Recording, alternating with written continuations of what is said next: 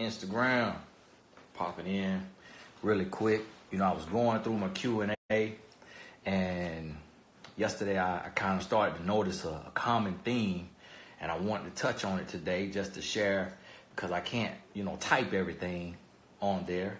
And what I was seeing is there's a lot of us who struggle with healing. And so when it comes to your healing, a large part of healing is forgiving. And when you think about forgiveness, how do you forgive someone? And you always hear the term forgive and forget.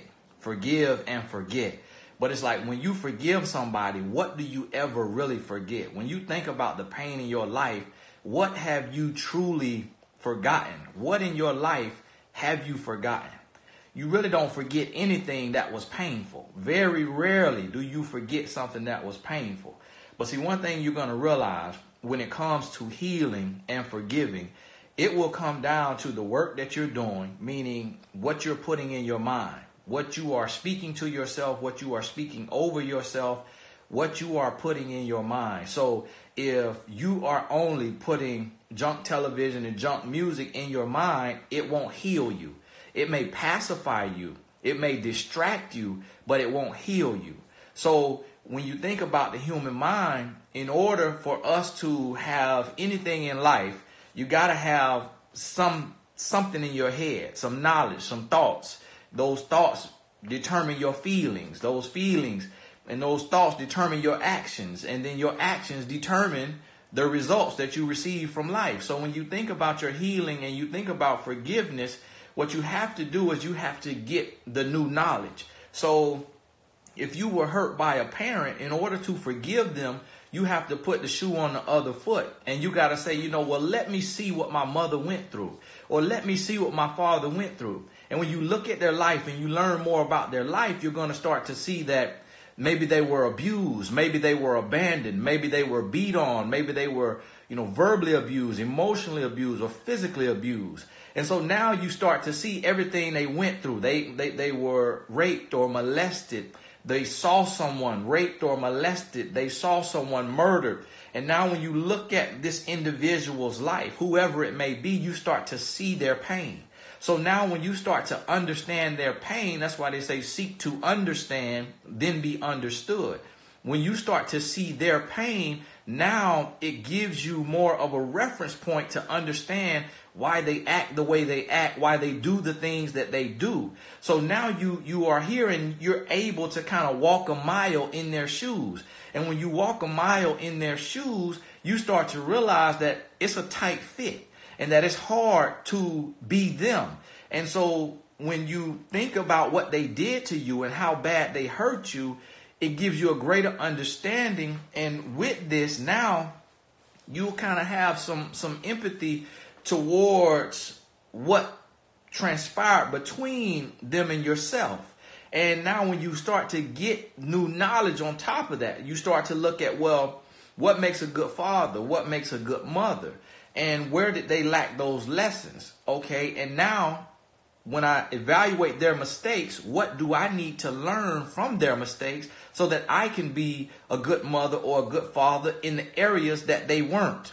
So now you stop blaming them because you understand that their pain happened to them and that they weren't intentionally trying to hurt you. They just were showing what they know. See, you cannot show what you do not know. You don't know how to love because you were never shown love. You don't know how to feel and how to heal if you weren't shown how to do those things. So we operate often from what's in our heart. And in your heart, there is either hate or there is love. See, just in the science of matter, it says that two things cannot occupy the same space at once. So if I put a water bottle here, something else cannot occupy this same space at one time. So when you think about it, when you think about your heart, I'm operating from love because I cannot operate from hate at the same time. So you are operating from one place or the other. But what determines where you operate from, what you experience, your mindset, what you tell yourself. I maybe have experienced enough to operate from hate, but I've renewed my mind with the word of God, with positive reinforcement, with new lessons, new things that I have taught myself. So now I can renew my mind and say, you know what? Although things happen to me, it actually happened for me. So I need to walk in love so that I don't perpetuate the cycle that I've already seen all around me. So when you start to think about this thing, now you start to get a better understanding that they really did not hate you, but that's all they knew was self-hate. And from self-hate comes hate towards others. So it may be abusive words. It may be irresponsible or irrational actions that they do because they're operating from self-hate. So you recognize that, you realize that, now you start to change it. So instead of reciprocating that, you start to evaluate it and you start to now get new knowledge and you change the way you move forward in your life. This also allows you to start the healing process and the forgiving process. And when it comes to forgiveness, what you have to do when you think about forgive and forget, what that truly means is that you are forgiving them and then you are forgetting the offense, meaning that you aren't reminding them or reminding yourself of what they did wrong to you. So you cannot keep playing that over and over in your head. You cannot keep throwing it in their face. You cannot keep throwing it in your face. You still remember exactly what happened, but you're not giving it life by talking about it and bringing it up. So you can't move forward in your life, in your relationship, if with whoever this is, if it's an intimate relationship, a family relationship, a friend relationship, you can't move forward past the old transgressions if you keep bringing up the pain, if you keep talking about it. So you have to leave it behind you. You have to stop reminding them of it. And now you have made this choice to forgive, which is it's just a choice. It is a choice.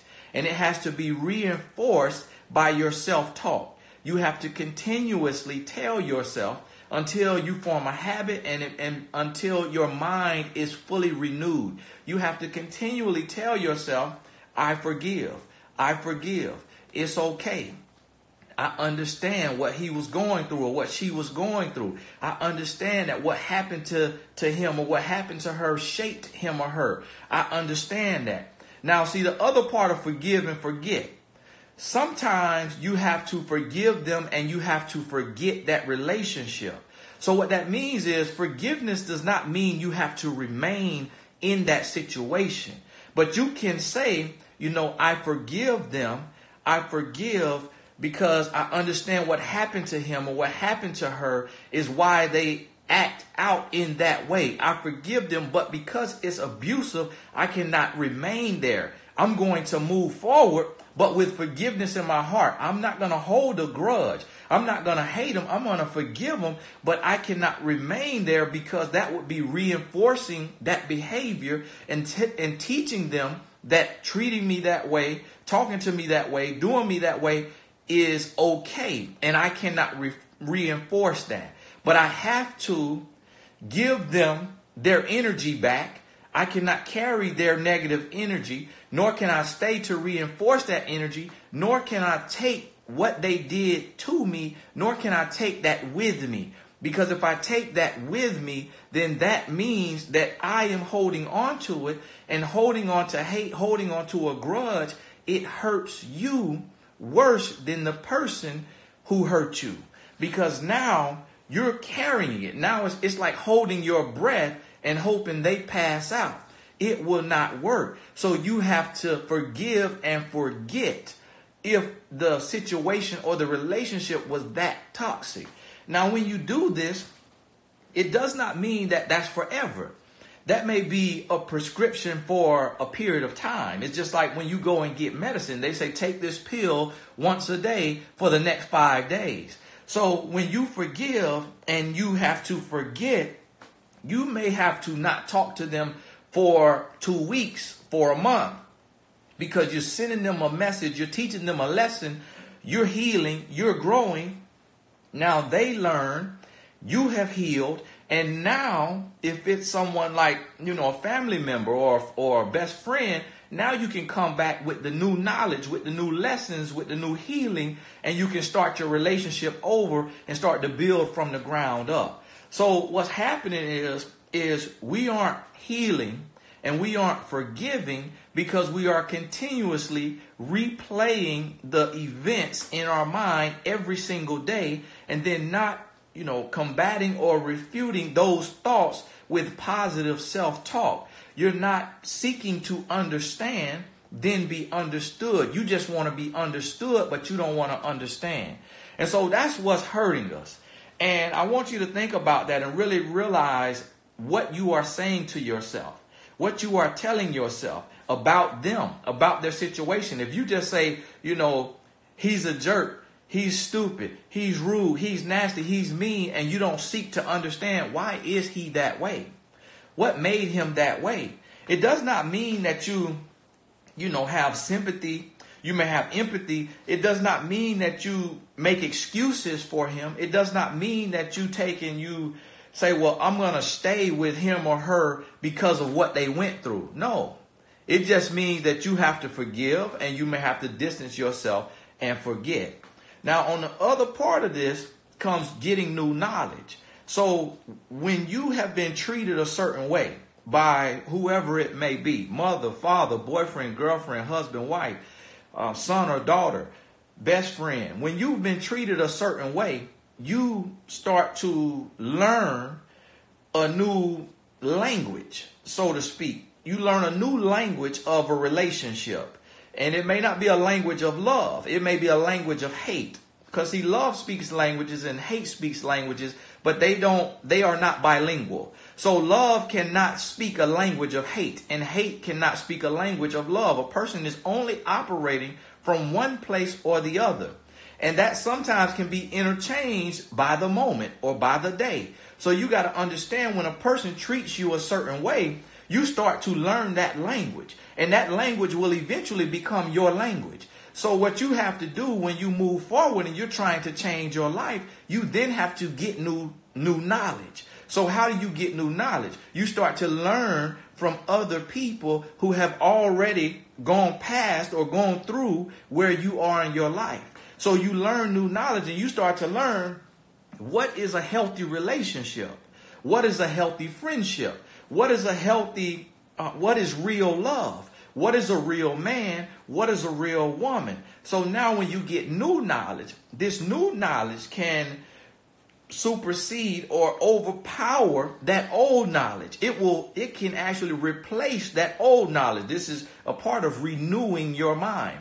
Just like when you read the good book, you're getting these lessons, you're getting, these laws, these commandments that you never knew. So it renews your mind, and now you have a new standard of living. Now you have a new blueprint. You have a new guide for living. So when you take and you read books, you have coaching sessions, counseling sessions, you're in certain group settings, you're getting new knowledge.